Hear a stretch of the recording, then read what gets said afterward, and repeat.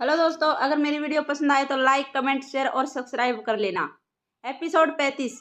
अभिमन्यु आगे बढ़ते हुए कहता है, रात के 3 बज रहे थे और कृष्णा नदी धीमी लहरों के साथ बहते जा रही थी। आसमान में पूरा चांद निकला हुआ था, जिसकी रोशनी सीधे नदी पर पड़ रही थी। एक 30 साल का हट्टा कट्टा आदमी, जिसकी हाइट करीब 6 फुट 3 इंच, रंग काला था, रोंगामुचा घाट पर था। उसकी लड़खड़ाती चाल और हाथ में देसी शराब की बोतल इसी बात की साफ गवाही दे रहा था कि उसकी लिमिट से ज्यादा पी रखी थी। वह गालियां बकते हुए घाट पर आगे बढ़ते जा रहा था।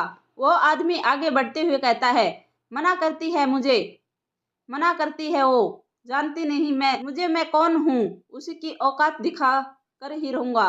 मुझे मना करती है, देखता हूँ कैसे नहीं देती। ये बड़बड़ाते हुए वो आदमी आगे बढ़ता जा रहा था। वो आदमी आगे बढ़ ही रहा था कि तभी उसकी नजर नदी पर पड़ती है और वो देखता है नदी में कमर तक पानी था। वो हैरान था कि ये सोचकर कि अचानक से नदी में इतना पानी कहाँ से आ गया था। जब दोपहर में उसने नदी पार की थी तब तो बस घुटनों तक ही पानी था। उस आदमी को लगता है कि यह उसकी आंखों का धोखा है, इसीलिए वो अपनी आंखें मल कर देखता है, पर पानी उतना है। वह आदमी लड़खड़ाते हुए आगे बढ़ते हुए कहता है, नदी में कमर तक पानी हुआ तो क्या हुआ, अगर मेरे सिर तक भी पानी होता तो भी मैं नदी पार करता। आज की रात मैं उसके साथ बिताकर ही रहूंगा। मुझे उसके साथ सोने से कोई नहीं रोक सकता। वो सिर्फ मेरी आज ही रात में उसे अपना बना कर ही रहूंगा। इतना कहकर उस आदमी ने अपना पहला कदम नदी में रखने के लिए बढ़ाया ही था कि तभी वो देखता है कि अचानक से नदी के पानी में हलचल होने लग जाती है। पानी में बुलबुले उठने लग जाते हैं। ऐसा लग रहा था जैसे कि नदी के पानी के अंदर कुछ हो। वो आदमी वापस से अपना पैर पीछे खींच लेता है। पहले तो वो आदमी घबरा जाता है, पर थोड़ी ही देर बाद वो देखता है कि पानी के अंदर से एक बहुत खूबसूरत लड़की निकली है। वह लड़की नंगे अवस्था में नदी के अंदर खड़ी हुई थी। उसका सुडौल बदन था। उसके लंबे लंबे काले बालों ने उसके उभरे हुए वक्षों को ढक रखा था। उस लड़की के बदन पर छोटी छोटी पानी की बूंदें थी, जो उसके बदन की खूबसूरती चार चांद लगा रहे थे। वो पानी की छोटी छोटी बूंदें मोती की तरह लग रहे थे। नदी में कमर तक पानी होने की वजह से वो आदमी बस उसके कमर तक का ही हिस्सा नंगे अवस्था में देख पा रहा था। उसे तो अभी भी अपनी आंखों पर यकीन नहीं हो रहा था कि उसके सामने नंगे अवस्था में एक लड़की खड़ी हुई थी। अरे ये क्या, ये बोतल तो आज बहुत मुझे कुछ ज्यादा ही चढ़ गई। मुझे नदी के अंदर एक लड़की दिख रही है। अरे ये लड़की नहीं, ये तो कोई अप्सरा लगती है। अप्सरा से भी खूबसूरत किसी दूसरी लोक से आई हुई परी सी है। इतना कहकर वो आदमी उस लड़की के बदन को निहारने लग जाता है। उसने आज तक अपनी जिंदगी में इतनी बड़े बदन वाली लड़की पहले कभी नहीं देखी थी। उस लड़की के रोम रोम में एक जादू था जो उसके आदमी को उस लड़की की ओर आकर्षित कर रहा था। वो एक टक नजर से उस लड़की को देखे जा रहा था। वो लड़की बड़े प्यार से कहती है, बस घूरते ही रहोगे या पानी के अंदर भी आओगे। जैसे ही वो आदमी उस लड़की की आवाज सुनता है, उस आदमी के तन बदन में आग लग जाती है। ऐसा लग रहा था जैसे कि उस लड़की की आवाज में एक जादू था, जो उसके उसी की बात मानने के लिए मजबूर कर रहा था।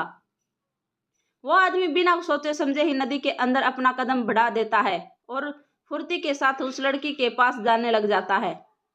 कुछ ही देर में वो उस लड़की के पास पहुंच जाता है और अब उसका भी बदन कमर तक पानी के अंदर डूब गया था। वह आदमी उसके उभरे हुए वक्षों को देखने की कोशिश करने लग जाता है, पर बालों से ढके होने के कारण वो उसके वक्ष नहीं देख पा रहा था। वो लड़की ये बात नोटिस कर लेती है और उस आदमी की शर्ट को छूते हुए कहती है, ऐसे क्या देख रहे हो, ये जो कुछ भी है सब तुम्हारा ही है। वो आदमी धीरे से अपना मुंह फाड़ते हुए कहता है, क्या कहा, ये सब मेरा है? हाँ, ये सब तुम्हारा है। मैं अब तुम्हारी हूँ और तुम मेरे, सिर्फ मेरे। वो आदमी फिर उस वृक्षों को देखने की नाकाम कोशिश करता हुआ पूछता है, तुम इतने रात में यहाँ पर क्या कर रही हो? तुम्हारा इंतजार। वो आदमी हैरानी के साथ कहता, क्या कहा? मेरा इंतजार? मैंने कहा मैं यहाँ पर नहा रही थी, क्या तुम मेरे साथ नहाना चाहोगे? उस आदमी को अपने कानों पर यकीन नहीं हो रहा था कि एक लड़की उसके साथ नहाना चाहती थी। वो लड़की उसके हाथ को पकड़ते हुए कहती है, अरे सोच क्या रहे हो, जल्दी बोलो, मेरे साथ नहाना चाहोगे? जरा अपना हाथ देखो, कितना काला है, कितना मैल जमा हुआ है, पता नहीं कब से तुमने नहीं नहाए हो। मेरे साथ नहाओ तो एक ही बार में ये सारा मैल उतर जाएगा। इतना कहकर वो लड़की उस आदमी के हाथ में लेने लग जाती है। उस लड़की के स्पर्श से उस आदमी के बदन में ऐसी सरीसन उत्पन्न होती थी कि वो अपने होश और हवास खो बैठा था। उसके हाथ की देसी शराब की बोतल छूट जाती है और पानी के अंदर गिर जाती है। सारी शराब नदी के पानी में मिल जाती है। वो आदमी उस लड़की के निगाहों को देखते हुए पूछता है, क्या तुम यहाँ पर रोज नहाने आती हो? रोज नहीं, कभी कभी। पर तुम ये क्यों पूछ रहे हो? क्योंकि मैं तुम्हारे साथ रोज नहाना चाहता हूँ, अपने अंदर की गर्मी मिटाना चाहता हूँ। वो लड़की उस आदमी की शर्ट के बटन खोलते हुए कहती है, उसकी फिक्र तुम मत करो, आज रात मैं तुम्हारे बदन की सारी गर्मी मिटा दूंगी, फिर तुम्हें यहाँ पर आने की भी जरूरत नहीं पड़ेगी। यहाँ पर क्या तुम्हें किसी और लड़की के पास जाने की जरूरत नहीं हो पड़ेगी। इतना कहकर वो लड़की उस आदमी की शर्ट उतार देती है और उसे अपने सीने से सटका लेती है।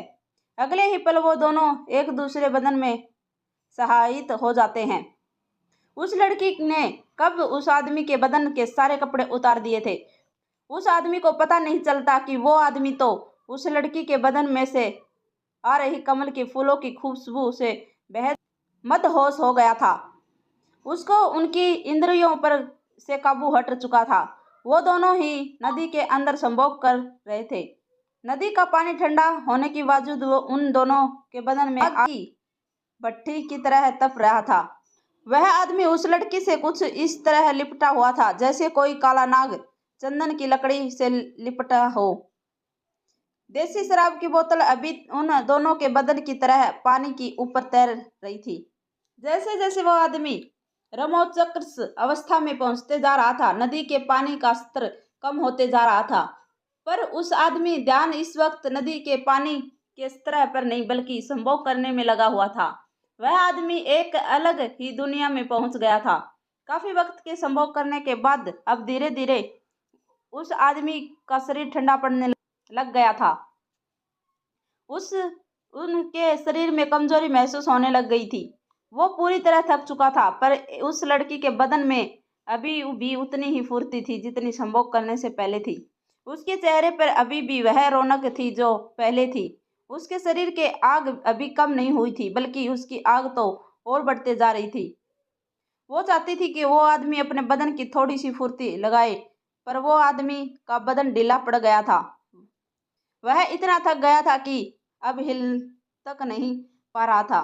वो लड़की उस आदमी के होठों से छूते हुए कहती है, क्या हुआ, थक गए इतनी जल्दी? अभी तो कुछ हुआ ही नहीं, तुम तो बड़े कमजोर निकले, बस दिखने में ही ताकतवर हो, पर वो हो बड़े ढीले। जैसे ही वो लड़की ये बात कहती है, उस आदमी के दिल पर गहरी ठेस पहुंचती है। उसे अपने ऊपर गुस्सा आने लग जाता है। वो सोचने लग जाता है कि एक लड़की मुझसे ज़्यादा काम अच्छा कैसे हो सकती है।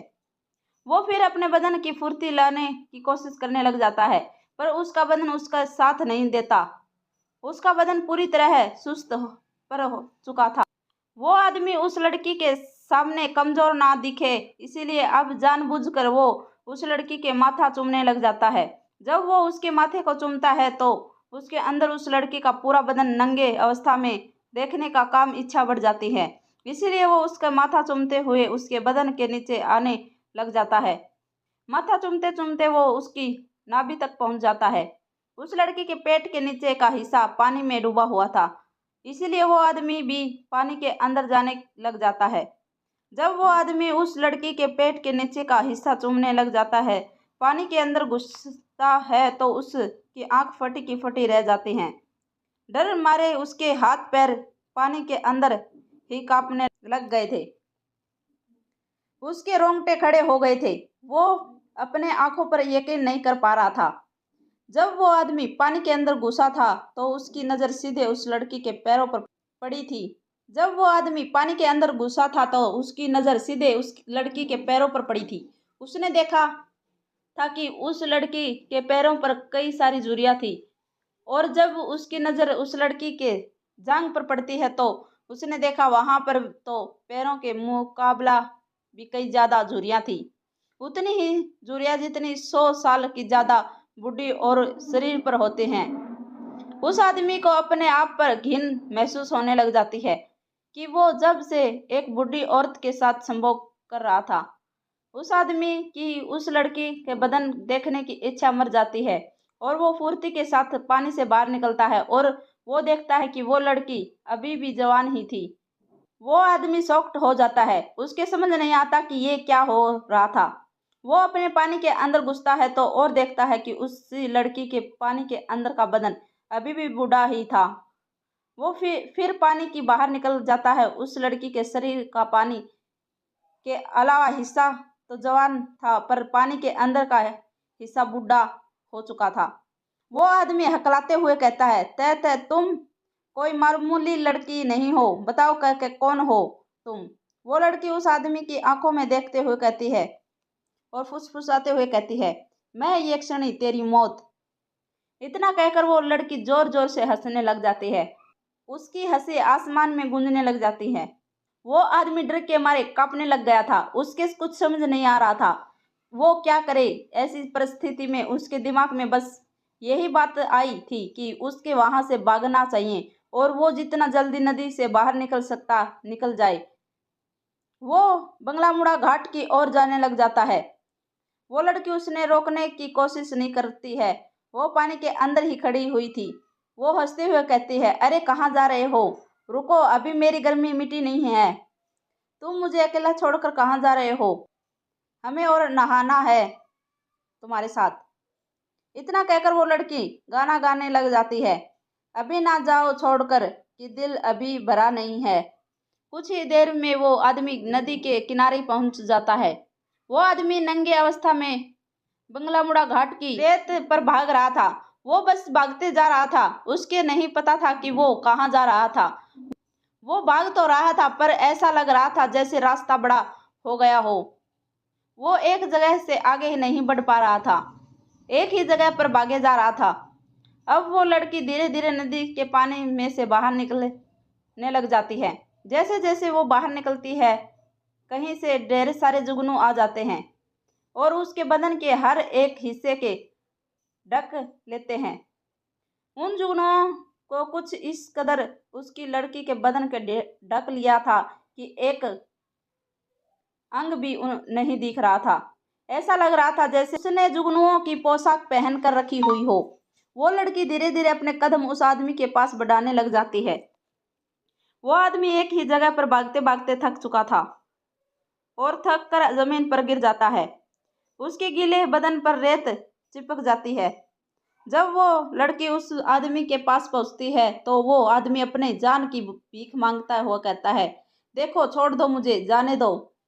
वो लड़की हंसते हुए कहती है, अभी मैंने कुछ पकड़ा ही कहाँ है जो छोड़ दूं। लड़की उस आदमी के पास ही रेत पर बैठ जाती है।